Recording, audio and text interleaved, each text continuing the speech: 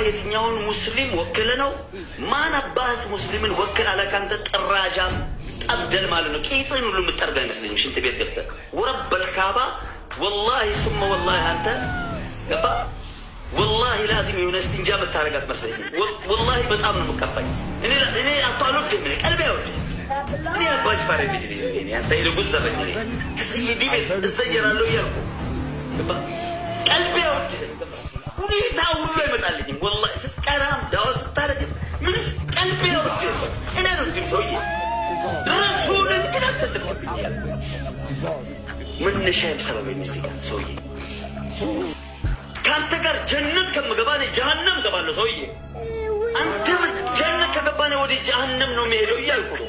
ረሱልን እያሰደብክብኝ እንዴት ከአንተ ጋር ጀነት ረሃው ነው እንዴት እኖራለሁ? አለቀህም ምን ያለኝ ገባ።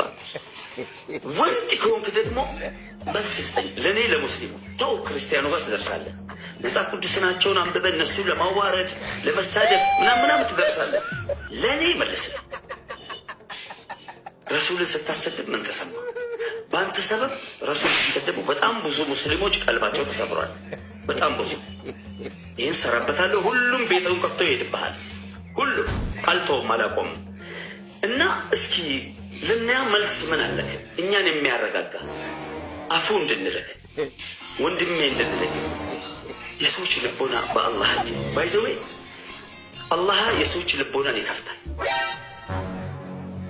ከፈለገም ያዞረዋል። ገባ ወላሂ እውነቴን ነው ማለት አንተ ልወደድ ብለህ ስለተጋጋጥክ በአናት ስለቆምክ አይደለም። ገባ ዝም ብሎ ይሄ ጃሂሉ መሀይሙ ስለተከተለህም አይደለም። ገባ ረሱል በአንተ ለመሰደባቸው ሰብ